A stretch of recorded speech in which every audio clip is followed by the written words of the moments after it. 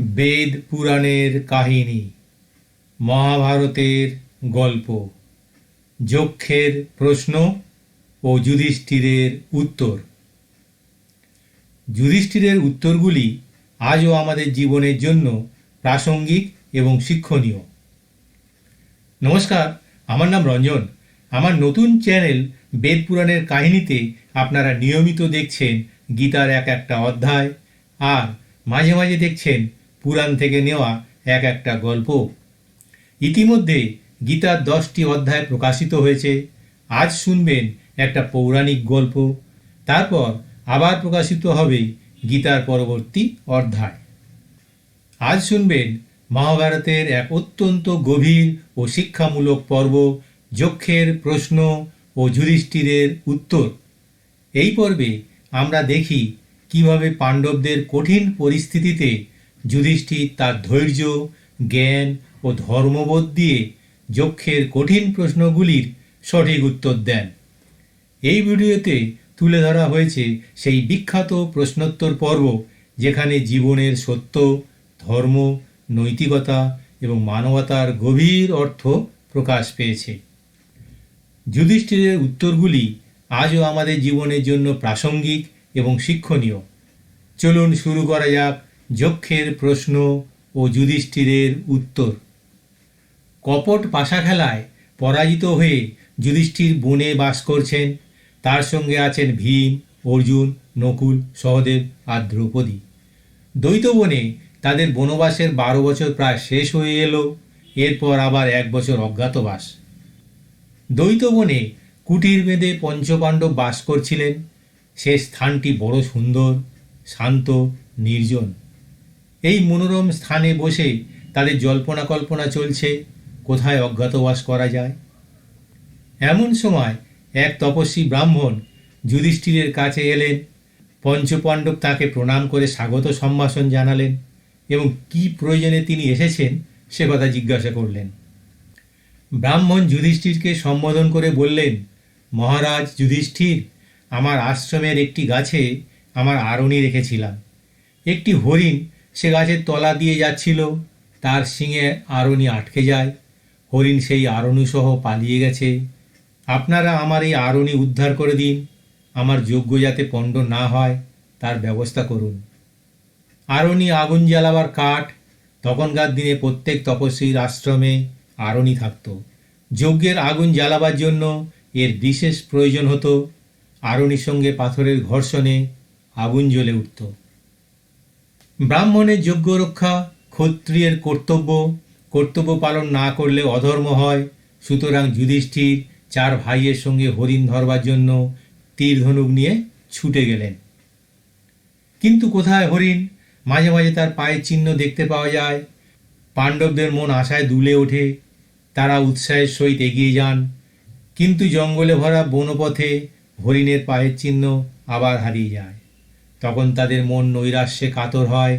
তবুও তারা চলতে লাগলেন, হরিণ খুঁজতে লাগলেন।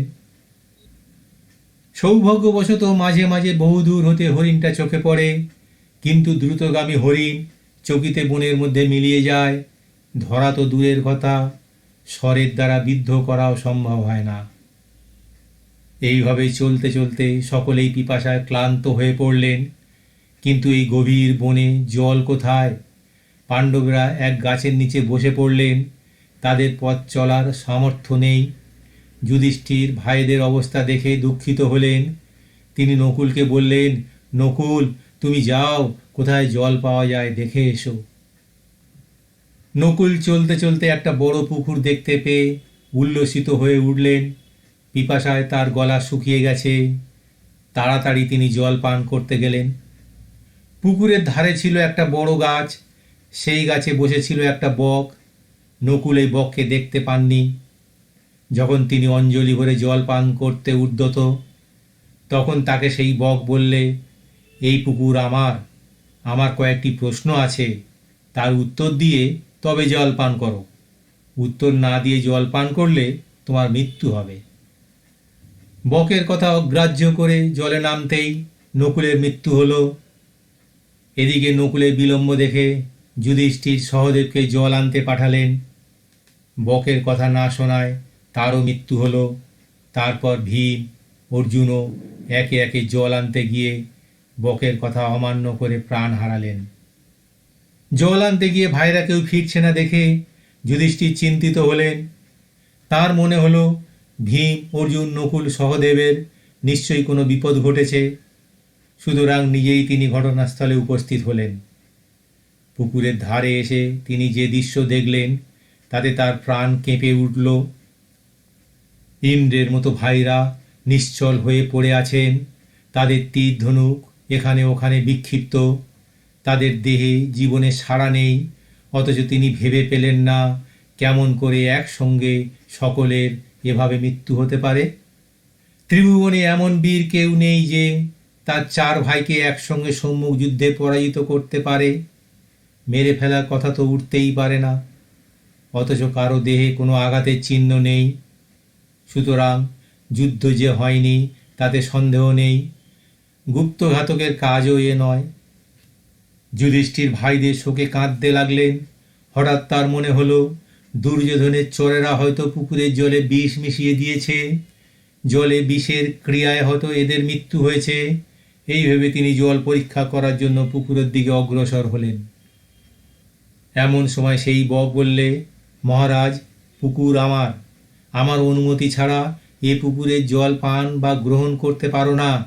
আমার কথা না শোনায় এদের এই অবস্থা। আমার প্রশ্নের উত্তর না দিয়ে যদি জল স্পর্শ করো তবে তুমিও মরবে। যুধিষ্ঠির প্রশ্ন করলেন, আপনি কে? বক উত্তর দিল, আমি যক্ষ, এবার আমার প্রশ্নের উত্তর দাও। যুধিষ্ঠির বিনীত কণ্ঠে বললেন, আপনি প্রশ্ন করুন। যক্ষ প্রশ্ন করতে লাগলেন আর যুধিষ্ঠির জবাব দিতে লাগলেন। প্রশ্ন, কিসের দ্বারা মহত্ত্ব লাভ হয়? উত্তর, তপস্যার দ্বারা মহত্ত্ব লাভ হয়। প্রশ্ন, কে জীবিত থেকেও জীবিত নয়? উত্তর, যে ব্যক্তি দেবতা, অতিথি, ভৃত্য ও পিতৃলোকের নিমিত্ত দান করে না, তার জীবন থাকলেও তাকে জীবিত বলা যায় না। প্রশ্ন, পৃথিবী অপেক্ষা গুরুতর কে? আকাশ হতে উচ্চতর কে? বায়ু অপেক্ষা দ্রুতগামী কে? আর কার সংখ্যা তৃণ অপেক্ষাও বহুতর? উত্তর, জননী পৃথিবী অপেক্ষা গুরুতর, পিতা আকাশ অপেক্ষা উচ্চতর, মন বায়ু অপেক্ষা দ্রুতগামী, আর চিন্তা তৃণ অপেক্ষা বহুতর। প্রশ্ন, প্রবাসীর মিত্রকে, গৃহবাসীর মিত্রকে, রোগীর মিত্রকে, মরণাপন্ন ব্যক্তির মিত্রকে? উত্তর, প্রবাসীর মিত্র সঙ্গী, গৃহবাসীর মিত্র স্ত্রী, রোগীর মিত্র চিকিৎসক, আর মরণাপন্ন ব্যক্তির দানী মিত্র। প্রশ্ন, ধনের মধ্যে, লাভের মধ্যে, সুখের মধ্যে উত্তম কি? উত্তর, ধনের মধ্যে শাস্ত্রজ্ঞান, লাভের মধ্যে আরোগ্য এবং সুখের মধ্যে সন্তোষই উত্তম। প্রশ্ন, কি ত্যাগ করলে প্রিয় হিত হয়? কি ত্যাগ করলে শোক অনুশোচনা থাকে না? কি ত্যাগ করলে অর্থবান হওয়া যায়? কি ত্যাগ করলে মানুষ সুখী হয়? উত্তর, অভিমান ত্যাগ করলে প্রিয় হয়, ক্রোধ ত্যাগ করলে শোক অনুশোচনা থাকে না, কামনা ত্যাগ করলে অর্থবান হওয়া যায় এবং লোভ ত্যাগ করলে মানুষ সুখী হয়। প্রশ্ন, পুরুষের কোন শত্রু দুর্জয়? কোন ব্যাধির শেষ নেই? কোন লোক সাধু? কোন লোকই বা অসাধু? উত্তর, ক্রোধ পুরুষের দুর্জয় শত্রু, লোভরূপ ব্যাধির শেষ নেই। যে সকলের উপকার করে সে সাধু এবং যে নিষ্ঠুর সে অসাধু। প্রশ্ন, সুখী কে? আশ্চর্য কি? পথ কি? উত্তর, জীবন ধারণের জন্য যাকে ঋণ করতে হয় না এবং প্রবাসে যাকে যেতে হয় না, সে যদি দিনের শেষে সাকান্ন পাক করে খায় সে সুখী। প্রত্যেক লোক মরছে, এ দেখেও মানুষ মনে করে আমি বহুদিন বাঁচব, তাই আশ্চর্য। মহাজনগণ যে পথে যান সেই পথই পথ। যক্ষ খুশি হয়ে বললেন, আমি তোমার উত্তরে সন্তুষ্ট হলাম। তোমার এক ভাইকে আমি বাঁচাবো। তুমি কোন ভাইয়ের জীবন চাও? যুধিষ্ঠির বললেন, নকুলকে বাঁচিয়ে দিন। যক্ষ প্রশ্ন করলেন, ভীম অর্জুন হতে তুমি নকুলের জীবন অধিক কাম্য বলে মনে করো কেন? যুধিষ্ঠির বললেন, কুন্তী ও মাদ্রী দুজনেই আমার জননী, দুজনেই আমার কাছে সমান। জননী কুন্তীর সন্তানের মধ্যে আমি বেঁচে আছি। নকুল জীবিত হলে জননী মাদ্রীরও একটি সন্তান জীবিত থাকবে। যক্ষ এবার নিজের আসল পরিচয় দিয়ে বললেন, যুধিষ্ঠির, তুমি যথার্থই ধার্মিক এবং জ্ঞানী। আমি ছদ্মবেশে তোমাকে পরীক্ষা করছিলাম। আমি ধর্ম, হরিণের বেশ ধরে আমি অরণি হরণ করেছিলাম। এই নাও তোমার অরণি। ওই দেখো তোমার 4 ভাই বেঁচে উঠেছে। আমার কাছে ইচ্ছে মতো বর প্রার্থনা করো। যুধিষ্ঠির ধর্মকে প্রণাম করে বললেন, আমাকে এই বর দিন যেন চিরকাল আমার ধর্মে মতি থাকে। তাই হবে, তুমি ধর্মের অবতার, নতুন করে এ বর প্রার্থনা অনাবশ্যক। তবু আমি বর দিচ্ছি, বিরাট রাজা গৃহে অজ্ঞাতবাস করলে কোনো বিপদ হবে না, কেউ জানতে পারবে না। এই বলে ধর্ম অন্তহিত হলেন। যুধিষ্ঠির, ভীম, অর্জুন, নকুল ও সহদেব দ্বৈতবনে কুটিরে ফিরে এলেন।